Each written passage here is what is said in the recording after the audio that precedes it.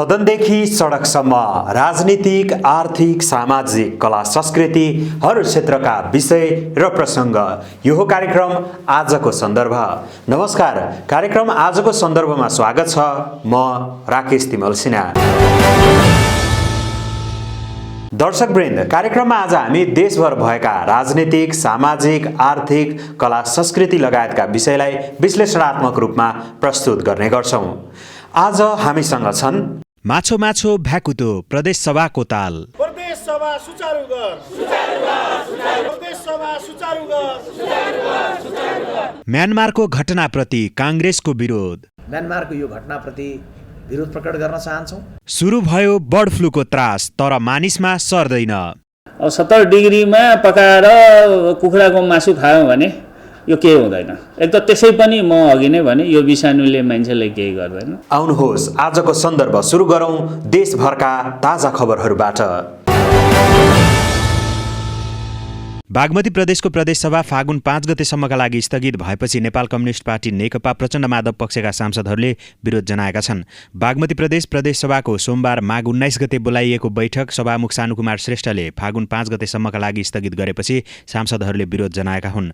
नेकपाका प्रचण्ड माधव समूहका सांसदहरूले प्रदेशसभाको बैठक बोलाउन माग गर्दै प्रदेशसभा सचिवालयमा नाराबाजी समेत गरेका छन्। सभामुख श्रेष्ठले मुख्यमन्त्री डोरमणि पौडेल विरुद्ध अविश्वासको प्रस्ताव ल्याउने सांसदहरू र अन्य दलसँग समेत कुनै छलफल नगरी कार्यव्यवस्था परामर्श समितिको बैठक समेत नराखी कुनै कारण नखुलाई संसद स्थगन गर्नुभएको भन्दै तत्काल सच्याउन माग गर्दै सांसदहरूले विरोध प्रदर्शन गरेका हुन्।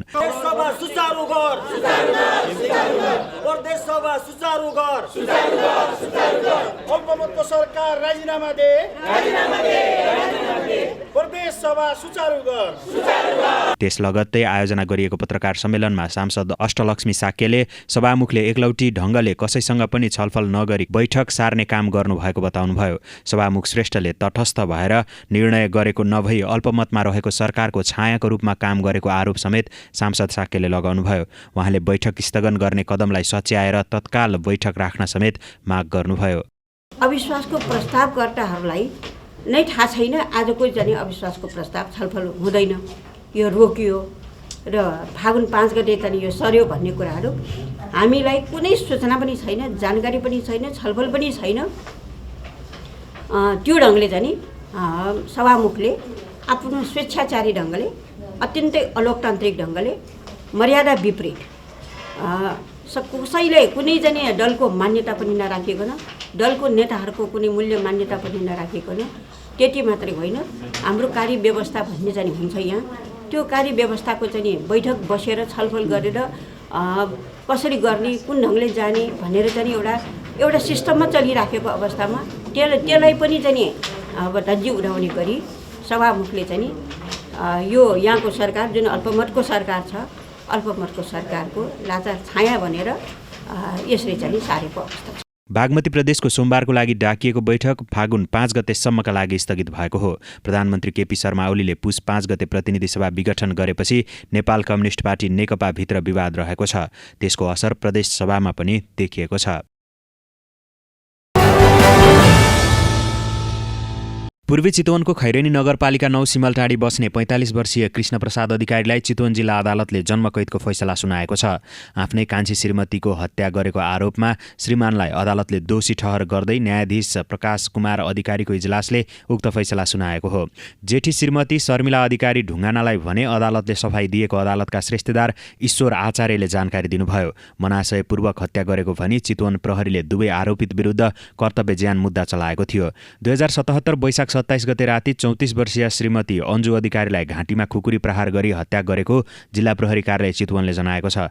घरायसी विवादका कारण खुकुरी प्रहार हुँदा अन्जुको घटनास्थलमै मृत्यु भएको थियो। इलाका प्रहरी कार्यालय खैरहनीले खुकुरी प्रहार गर्ने कृष्ण र शर्मिलालाई तत्कालै पक्राउ गरेको थियो। हत्यामा प्रयोग भएको खुकुरी समेत प्रहरीले बरामद गरेको थियो। आरोपित विरुद्ध मृतकका बुबा बारा जिल्ला सिमरा उपमहानगर 1 बस्ने बच्चुराम तिमल सिन्हाले वैशाख 28 गते इलाका प्रहरी कार्यालय खैरहनीमा उजुरी दिएका थिए। आरोपितहरू विरुद्ध प्रहरीले जेठ 20 गते जिल्ला अदालतमा मुद्दा दर्ता गरेको थियो। यसअघिको आदेशमा उनीहरू थुनामा गएका थिए। आफूहरूले उत्पादन गरेको तरकारीले उचित बजार नपाएपछि चितवनका किसानहरू आन्दोलित बनेका छन्। सोमबार किसान सङ्घर्ष समितिको आयोजनामा किसानहरूले भरतपुरमा विरोध प्रदर्शन गर्दै र्याली निकालेका हुन्। भरतपुरको 24 कोटीदेखि सुरु भएको र्याली हाकिमचोक, जिल्ला प्रशासन कार्यालय, मालपोत चोक हुँदै जिल्ला प्रहरी कार्यालय अगाडिको गेस्ट हाउस चौरमा पुगेर सभामा परिणत भएको थियो। भारतबाट ल्याइएको तरकारीहरूले गर्दा किसानहरूले उत्पादन गरेको तरकारी बारीमै सीमित भएको भन्दै विरोध प्रदर्शन गरिएको हो। सरकार र व्यापारी दुवै पक्षबाट किसान मार्ने काम भएकाले किसान स्वयं सडक सङ्घर्षमा आउन बाध्य भएको उनीहरूको गुनासो छ।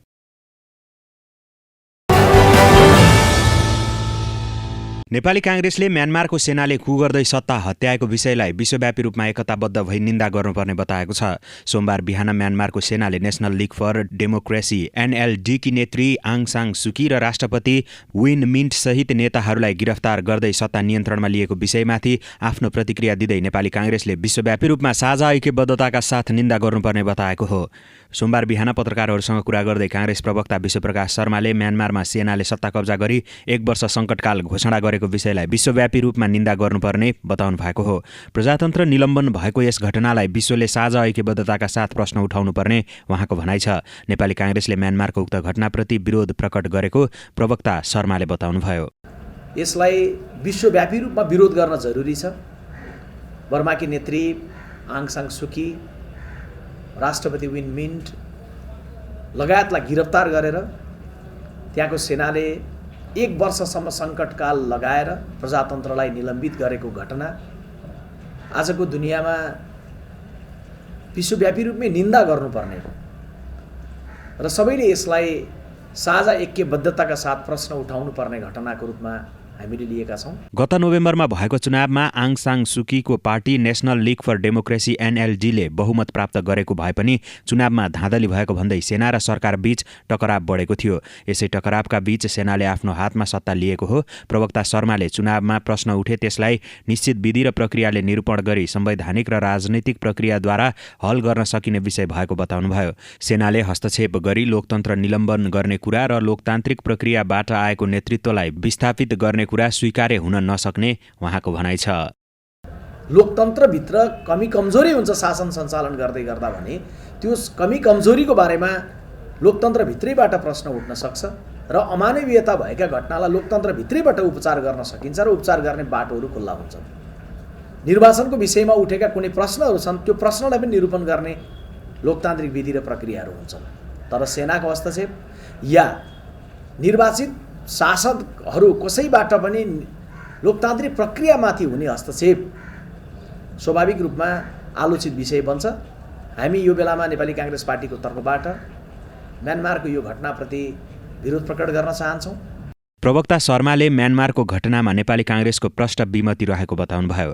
काङ्ग्रेसले सबै खाले प्रतिगमनको विरोध गर्ने उहाँको भनाइ छ। कृषि तथा पशुपक्षी विकास मन्त्रालयले बर्ड फ्लू नियन्त्रणका लागि आवश्यक तयारी गरिसकेको बताएको छ। बर्ड फ्लू नियन्त्रणका लागि र्यापिड रेस्पोन्स टिम तयार गरेर सतर्क रूपमा बसेको मन्त्रालयका सहसचिव डाक्टर विमल कुमार निर्मलले बताउनु भएको छ। सोमबार पत्रकारहरूसँग कुराकानी गर्दै सहसचिव निर्मलले काठमाडौँको तारकेश्वर नगरपालिका 7 साङखोला फुटुङमा नमुना परीक्षण गर्दा बर्ड फ्लू पुष्टि भएपछि मन्त्रालयले देशैभरबाट नमुना सङ्कलन गरी परीक्षणको दायरा बढाएको बताउनुभयो। कुनै पनि फार्ममा बर्ड फ्लू पुष्टि भएमा तत्काल र्यापिड रेस्पोन्स टिमले कुखुरा नष्ट गर्ने काम गर्ने पनि बताउनुभयो। नेपालमा खास गरी टर्की, हाँस र लोकल कुखुरामा बर्ड फ्लू देखिएको छ। यस्तै अहिले देखिएको बर्ड फ्लूबाट आत्तिनुपर्ने अवस्था नरहेको पनि सहसचिव निर्मलले प्रश्न पार्नु भएको छ। अहिले नेपालमा देखिएको बर्ड फ्लूको भाइरस H5N8 रहेको पनि बताउनुभयो। जुन भाइरस विगतमा देखिएको H5N1 भन्दा कम खतरा रहेको डाक्टर निर्मलको भनाइ छ।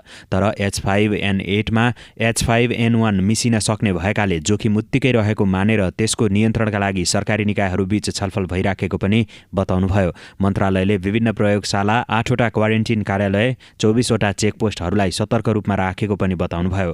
अब अहिलेको त्यो पुरै निर्दिष्ट भइसकेका छैन हाम्रो जाँच कसरी आयो भन्ने कुरा, तर कुनै ठुलो ओसार पसार देख्दैन। अहिले अब बोर्डरहरू पनि धेरै जसो सिल छन् होइन, आयो भने पनि अब चोरी बाटो आउँछन्।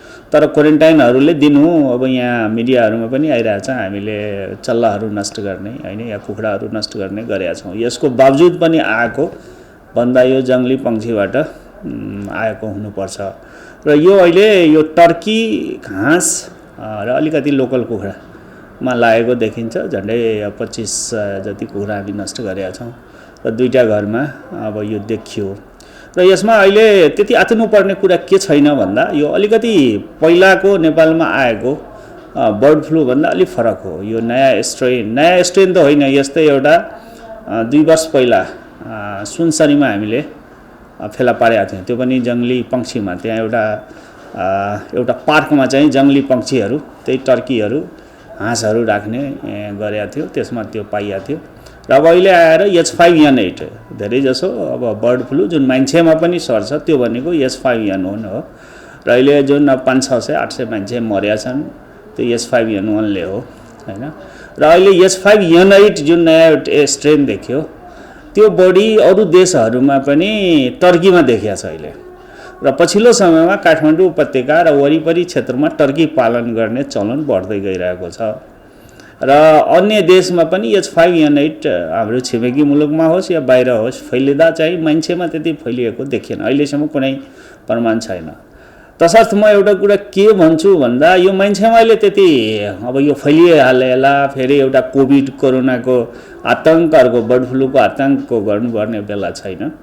अब यो बेलामा चाहिँ हामी छन्। तर तथापि अब के छ भने यो भाइरसको यो विषाणुले आफ्नो रूप परिवर्तन गरिरहन्छ।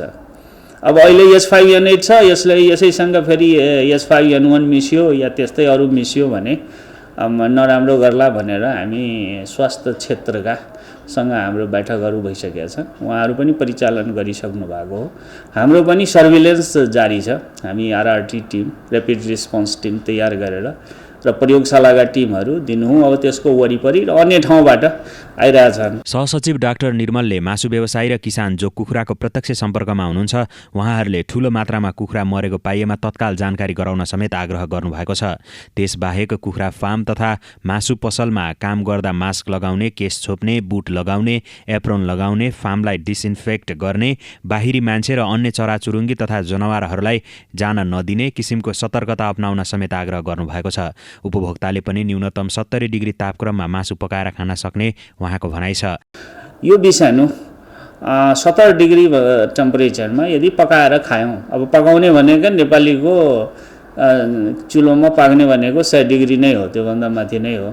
त्यसैले अब 70 डिग्रीमा पकाएर कुखुराको मासु खायौँ भने यो केही हुँदैन। एक त त्यसै पनि म अघि नै भने यो विषाणुले मान्छेलाई केही गर्दैन। जस्तो मासु व्यवसायी र किसान जो प्रत्यक्ष कुखुराको सम्पर्कमा हुनुहुन्छ, अब उहाँहरूले एउटा सतर्कता अपनाउनु पर्ने के देखिन्छ भन्दा धेरै ठुलो मासमा यदि मरिरहेछ, बर्ड फ्लूले ठुलो क्षति चाहिँ पक्षीलाई नै गर्छ। मान्छेलाई नेपालमा अहिलेसम्मको इतिहासमा एउटा मरेका छन् हैन, एकजनाको मृत्यु भएको छ। तर त्यो पनि मासु व्यवसायी हुनुहुन्थ्यो पहिला, त्यसपछि हामीले देखेका छैनौँ। अनि ठुलो माछा मर्यो भने हामीलाई जानकारी दिने, त्यसलाई हामी सिल गर्छौँ, नष्ट गर्छौँ, त्यसलाई निसङ्क्रमण गर्छौँ, हामीले लिने सबै कुरा गर्छौँ। मन्त्रालयले स्थानीय निकायहरूसँग पनि समन्वय गरी अनुगमन गरिरहेकाले कसैले मरेका कुखुरालाई काटेर बिक्री वितरण गरेको पाइए कारबाही गर्ने समेत बताउनुभयो।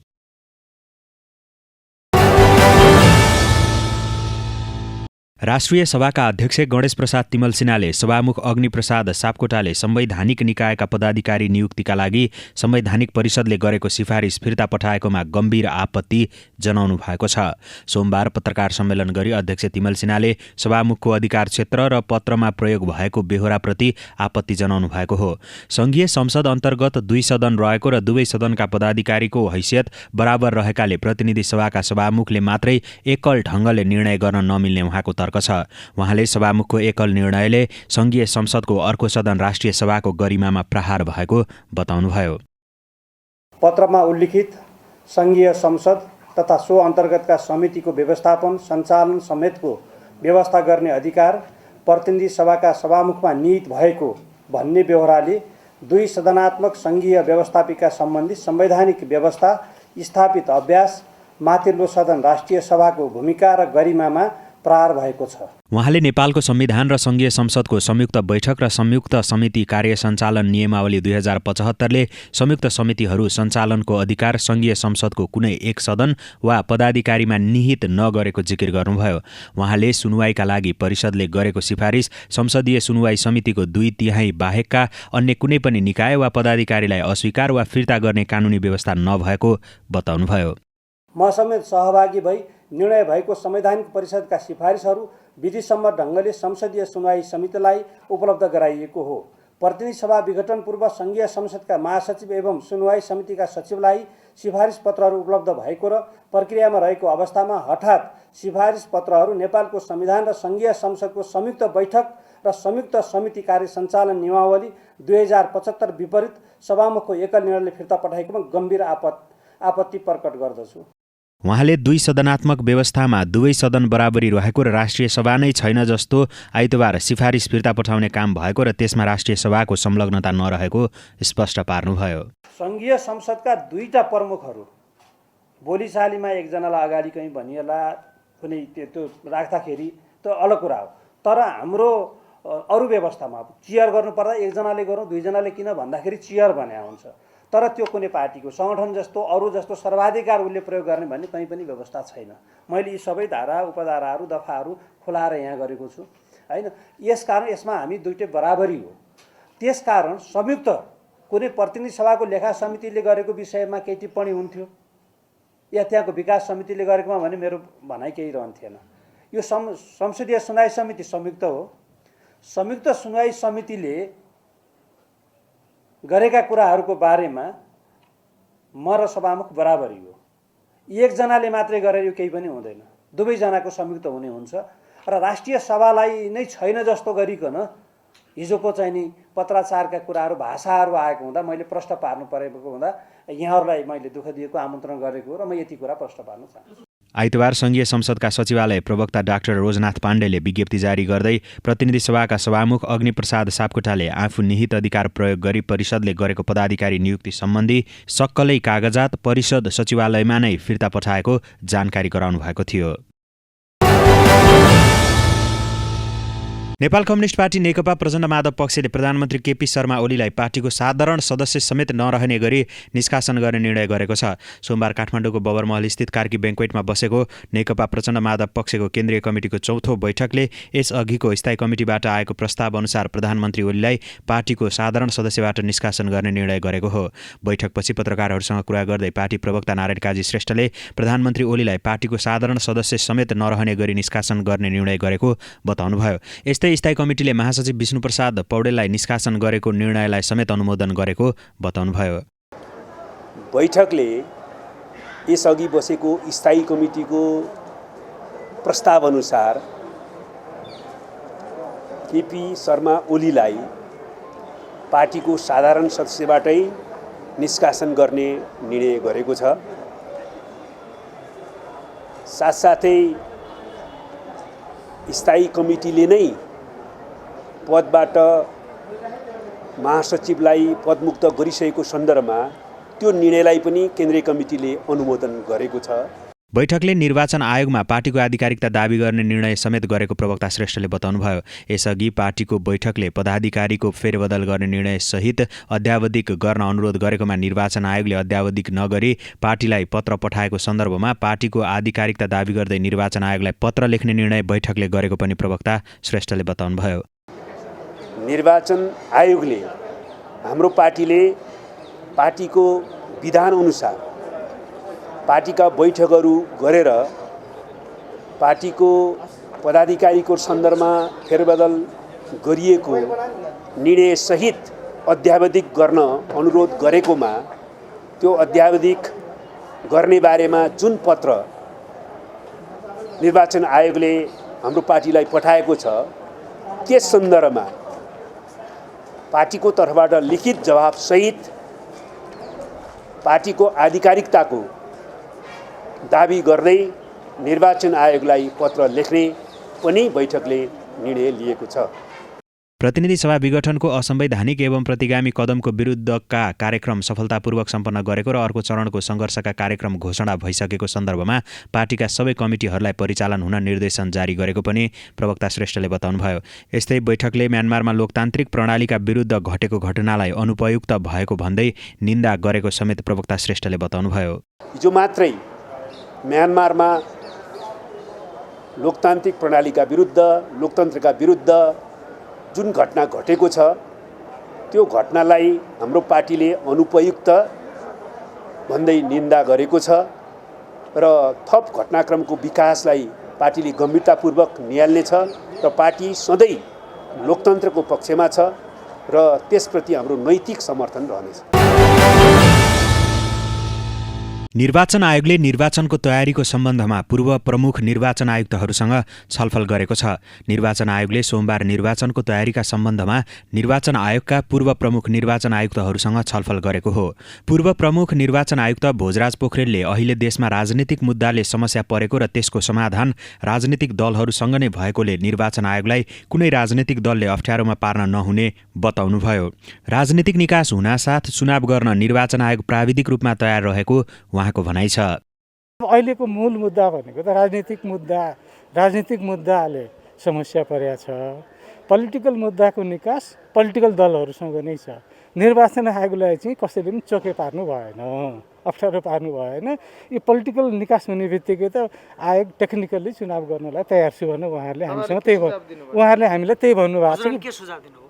हामीले उहाँहरूलाई चाहिँ के भने पोलिटिकल मुद्दा निकासको लागि पोलिटिसियनहरूलाई नै भन्नुहोस्, पोलिटिसियनहरूकै जिम्मेवारी हो, उहाँहरूलाई तताउनुहोस् भनेका छौँ। पूर्व प्रमुख निर्वाचन आयुक्त नीलकण्ठ उप्रेतीले राजनीतिक समस्या राजनीतिक दलहरूले सुल्झाउनु पर्ने र निर्वाचन आयोगले निर्वाचनको तयारी गर्नुपर्ने बताउनुभयो। मतपत्रको डिजाइन र पार्टी दर्ता नहुन्जेलसम्म निर्वाचनको तयारी पूर्ण रूपमा नहुने भन्दै उहाँले विभाजित मनस्थितिमा रहेको दल विभाजित हुने हो भने विभाजनको प्रक्रियामा गएर निर्वाचन आयोगलाई सहयोग गर्नुपर्ने धारणा राख्नुभयो। दलीय समस्या समाधान गरेर चुनावमा जानुपर्ने र त्यो गर्न सक्ने क्षमता निर्वाचन आयोगसँग रहेको उहाँको भनाइ छ। राजनीतिक दलहरूले आफ्नो मुद्दालाई निर्वाचन आयोगको टाउकोमा हाल्न नहुने उहाँले बताउनुभयो। होइन चाहिँ राजनीतिक समस्या राजनीतिक दलहरूले चाहिँ सिर्जना गरेको उहाँहरूले सहयोग गर्नुपर्छ, उहाँहरूले नै यसलाई सुल्झाउनुपर्छ। निर्वाचन आयोगले निर्वाचनको तयारी गर्नुपर्छ। निर्वाचनको तयारी चाहिँ आन्तरिक तयारी चाहिँ सधैँ गर्छ निर्वाचन आयोगले। 12 महिना 5 वर्षसम्म गर्छ। चुनावको मिति घोषणा भइसकेपछि त्यो वैध मिति भयो भने त्यो निर्वाचन सम्पन्न गर्नको लागि तयारी गर्नुपर्छ र गर्छ पनि। अब निर्दिष्ट निर्वाचनको लागि तयारी गर्ने काम चाहिँ अझै पूर्ण रूपमा हुँदैन जबसम्म मतपत्रको डिजाइन र पार्टी दर्ता हुँदैनन्। निर्वाचनको लागि त्यति बेलासम्म चाहिँ हुँदैन र निर्वाचन जेनरल्ली तयार गर्ने कुरा चाहिँ सधैँ हुन्छ। मतदातावली अद्यावधि गर्नेदेखि लिएर सबै कुराहरू सधैँ हामी गरिरहन्छौँ, गर्नुपर्छ यो आयोगले। त्यस कारणले अहिलेको चाहिँ मुद्दा तपाईँले चाहिँ जुन देख्नु भएको छ निर्वाचन प्रक्रियामा जाने मुद्दामा अब एउटा दल चाहिँ विभाजित मनस्थितिमा छ, विभाजन पूर्ण रूपमा भएको छैन। त्यो दलले नै निर्वाचन आयोगलाई सहयोग गरेर त्यो एउटै नै निर्वाचनको आँखामा अथवा दल ऐनको आँखामा चाहिँ त्यो दल एउटै रूपमा छ, त्यसलाई चाहिँ विभाजित हो भने विभाजनको प्रक्रियामा जाने कुरा पनि दलले नै व्यवस्था गर्नुपर्छ, दलले नै सहयोग गर्नुपर्छ। निर्वाचन आयोगले त कानुन अनुसार काम गर्ने हो, त्यही नै कुरा हो। अरू होइन, निर्वाचन 5-10 दिन सारेर पनि निर्वाचन सम्पन्न गर्न सकिन्छ। हिजो अस्ति पनि हामीले निर्वाचन सार्ने गरेको हो। निर्वाचन नगर्ने भन्दैन आयोगले। निर्वाचनलाई चाहिँ प्राविधिक रूपमा र प्रशासनिक रूपमै गाह्रो पर्यो भने चाहिँ केही समय उता सारेर निर्वाचन गर्ने हो। अब गर्न सकिने समयमा चाहिँ निर्वाचन गर्छ, निर्वाचन आयोगले तयार गरेर गर्छ। तर दलीय समस्याहरू राजनीतिक डिस्प्युटहरू रिजोल्युसन गरेरै गर्नुपर्छ। यसलाई चाहिँ व्यवस्था अब गरेरै गर्नुपर्छ। त्यो गर्ने कुरामा निर्वाचन आयोग त्यो गर्न सक्ने क्षमतामा छ र दलहरूले चाहिँ निर्वाचन आयोगलाई चाहिँ सहयोग गर्नुपर्छ र चाहिँ आफ्नो मुद्दालाई चाहिँ निर्वाचन आयोगको टाउकोमा चाहिँ हालिदिन हुँदैन। निर्वाचन आयोगका सहायक प्रवक्ता कोमल प्रसाद धमलाले पूर्व प्रमुख निर्वाचन आयुक्तहरूसँग आयोगले अहिलेसम्म गरेको निर्वाचनको तयारीको सम्बन्धमा जानकारी गराउनुभयो। उहाँले पूर्व निर्वाचन आयुक्तहरूसँगको आयोगको छलफल नियमित भेटघाटको रूपमा रहेको स्पष्ट पार्नुभयो। सहायक प्रवक्ता धमलाले निर्वाचनको तयारी अघि बढिरहेको बताउनुभयो। मतदाता नामावली अद्यावधिकको काम तथा मतदान केन्द्रको विषयमा काम भइरहेको उहाँको भनाइ छ। घोषणा भएको निर्वाचनको तयारी हो, त्यो चाहिँ हाम्रो आफ्नो स्केड्युल अनुसारले अगाडि गइरहेको छ, बढिरहेको छ। अब बाहिर ठ्याक्कै आउटपुट नआइसकेको सन्दर्भमा चाहिँ के हो भन्ने कन्फ्युजन लागेको हुनसक्छ। तर त्यस्तो होइन। हामीले अहिले आफ्नो आन्तरिक तयारी, जस्तै यसको लागि चाहिँ नि फन्डामेन्टल कुरा भनेको भोटर लिस्ट अपडेट गर्नुपर्छ। त्यो चाहिँ एकदम मेरुदण्डै हो त्यो चुनावको। त्यो कुरो आज यहाँसँग कुरा गरिरहेको बेलामा जिल्लामा चाहिँ जस्तो दाबी विरोध गर्ने, त्यसको छानबिन गर्ने त्यो कामहरू अहिले हाम्रो 753वटा युनिटमा 77वटा जिल्लामा भइरहेको छ। अब त्यो एउटा महत्त्वपूर्ण कुरा हो। अर्को महत्त्वपूर्ण कुरा भोट कहाँ हाल्ने, मतलब कुन ठाउँमा गएर हाल्ने भन्ने जुन पोलिङ लोकेसन हुन्छ, मतदान स्थल, मतदान केन्द्र हो, त्यो चाहिँ नि हामीसँग विगतका चुनावमा करिब 19,000 प्लस पोलिङ सेन्टरहरू थिए। यो वर्ष हामीले मोटामोटी 21,000 को राउन्ड फिगरमा 21,000 होला भन्ने अनुमान गरेको छ। तर एक्ज्याक्ट कति हो भन्ने कुरो चाहिँ जिल्लाको समितिले जुन सिफारिस गरेर पठाउँछ, त्यहाँको भोटर लिस्ट बढेको आधारमा अथवा त्यहाँको कठिनाइको आधारमा, त्यहाँको भौतिक पूर्वाधारको अवस्थाको आधारमा जुन चेन्ज गर्नुपर्ने भयो त्यसलाई रिभ्यू गरेर पठाउँछ। त्यो कुरो अहिले सकिएको छ। भनेको जिल्लामा मिटिङहरू सबै सकिए 77वटा जिल्लामा, र उहाँहरूले त्यसलाई अब अपडेट गरेर पठाउँदै हुनुहुन्छ। मुख्य 2टा पाटा ती चाहिँ नै देशैभरि अहिले भइरहेका कुरा हुन्। त्योदेखि बाहेकका कुराहरू जस्तो अब सामग्रीहरू, निर्वाचन सामग्रीहरूको त्यसको रिभ्यू गर्ने, त्यसको प्रोक्योरमेन्टमा जाने कुराहरू हुन्छ, जसको लागि हामीले अहिले केही सामग्रीहरू हामीसँगै स्टक छन्। उदाहरणको लागि मतपेटिका अहिले किन्नु पर्दैन। अब त्यो बाहेकका निर्वाचन सामग्रीहरू पनि कतिपय हामीसँग स्टक छन्, कतिपय किन्नुपर्ने हुनसक्छ, र त्यसको हामी एनालिसिस गरिरहेका छौँ। र अर्को बजेटको कुराहरू त्यो करिब फाइनल उसमा पुगिसकेको छ। अर्को अब जनशक्तिको परिचालन गर्ने ह्युमन रिसोर्सको मोबिलाइजेसनको पाटो हुन्छ। अब त्यसमा पनि हामीले जुन डकुमेन्टहरू बनाउने डकुमेन्टहरू हामीले बनाइरहेका छौँ। दल दर्ता गर्ने अर्को महत्त्वपूर्ण काम हो, जुन कुरो अहिले अब आयोगले उपयुक्त समयमा उपयुक्त निर्णय गरेर एउटा कार्यतालिका स्केड्युल दिन्छ, र त्यो आधारमा दर्ताको काम हुन्छ। र यहाँलाई आज अहिले मैले बोल्दासम्म चाहिँ हामी अहिले घोषित निर्वाचन घोषणा भएको मितिमा गर्न प्राविधिक रूपले आयोग अहिलेसम्म सक्छ। यस्तो छ। यो चाहिँ अब हरेक स्टेक होल्डरहरूसँग हामी नियमित इन्टरेक्सन गर्ने, भेटघाट गर्ने, तयारीका कुराहरू सेयरिङ गर्ने गर्छौँ। त्यस क्रममा आज चाहिँ पूर्व प्रमुख आयुक्तज्यूहरूसँग को त्यो आयोगसँग एउटा नियमित भेटघाट र अहिलेसम्मको तयारीको बारेमा उहाँहरूलाई जानकारी गराउने त्यो नियमित भेटघाटकै कार्यक्रम हो। त्यो कतिपय निर्वाचन सामग्री मौजदात रहेको र कतिपय खरिद गर्नुपर्ने उहाँले बताउनुभयो। सहायक प्रवक्ता धमलाले घोषित निर्वाचन तोकिएकै मितिमा सम्पन्न गर्न आयोग प्राविधिक रूपमा तयार रहेको पनि बताउनुभयो। 8 पटककी राष्ट्रिय च्याम्पियन टेबल टेनिसकी नविता श्रेष्ठले टेबल टेनिस एकाडेमी सञ्चालनमा ल्याउनु भएको छ। Stack champions table tennis academy नाम दिएको एकाडेमीलाई नेपाल ओलम्पिक कमिटीका अध्यक्ष तथा नेपाल टेनिस सङ्घका अध्यक्ष चतुरानन्द राज वैद्यले एकाडेमीको संयुक्त रूपमा उद्घाटन गर्नुभएको छ। टेबल टेनिसबाट खेलजीवन सुरु गर्न चाहनेका लागि लक्षित गरी सञ्चालनमा ल्याइएको एकाडेमीमा प्रतियोगिता समेत खेलाउन सकिने नविताले बताउनुभयो। देशैभरिबाट सम्भावना बोकेका खेलाडीलाई अवसर दिने लक्ष्य रहेको पनि नविताको भनाइ छ। स्कलरसिप पनि प्रोभाइड गर्छौँ, जसले जो चाहिँ पोटेन्सियल प्लेयर्सहरू छ तर अफोर्ड गर्न सक्दैन, त्यस्तो प्लेयर्सहरूलाई चाहिँ हामीले स्कलरसिप प्रोभाइड गरेको छ। We have already sponsored 2 players. जुन अहिले हामीसँग ट्रेनिङमा भइरहेको बच्चाहरू छ, उहाँहरूलाई अलरेडी नै मैले 2 प्लेयर्सहरूलाई स्पोन्सर गरेको छ। हामीले चाहिँ नेपालमा काठमाडौँमा मात्र फोकस नगरिकन पुरै होल नेपालको डिफ्रेन्ट सिटिजहरूमा पनि फोकस गरेर चाहिँ हामीले पछि बाहिरको प्लेयर्सहरू चाहिँ काठमाडौँ आएर टेबल टेनिस खेल्छु, यहाँ एकाडेमीमा खेल्छु भनेर चाहिँ फ्युचर प्लानिङमा चाहिँ हामीले होस्टेल पनि राख्ने सोचिरहेका छौँ। र यो होस्टेलमा चाहिँ अब हामीले धेरै अब बाहिरको प्लेयर्सहरूलाई चाहिँ कसरी फेसिलिटिज गर्ने भन्ने चाहिँ त्यो सोचिरहेको छ। अन्तर्राष्ट्रिय मापदण्ड अनुसार सञ्चालनमा ल्याउन लागि एकाडेमीको कुल लागत 35 लाख रुपैयाँ रहेको छ। 6वटा टेबल टेनिस बोर्ड राखिएको एकाडेमी सञ्चालनमा आएसँगै 11 खेलाडी आबद्ध भइसकेका छन्। एकाडेमीको उद्घाटनमा पुगेका नेपाल ओलम्पिक कमिटीका अध्यक्ष जीवनराम श्रेष्ठले सरकारी र निजी क्षेत्रबाट खेलकुदमा लगानी गरेर अगाडि बढेमा खेलकुद क्षेत्रले फड्को मार्ने बताउनुभयो। हाम्रो सरकारको पनि हाम्रो चाहिँ नि उच्च प्राथमिकता हुनुपर्छ र निजी क्षेत्रको पनि त्यत्तिकै एउटा चाहिँ नि इन्भल्भमेन्ट हुनुपर्छ।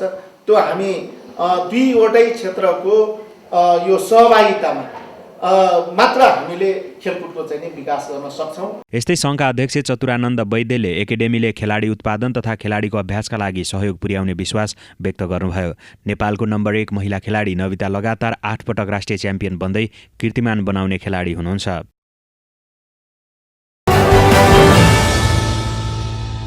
हवस् त, कार्यक्रम आजको सन्दर्भ यति नै। कार्यक्रम कस्तो लाग्छ प्रतिक्रिया सल्लाह सुझाव दिनका लागि तपाईँले हामीलाई फेसबुक र युट्युबमा पनि फलो गर्न सक्नुहुनेछ।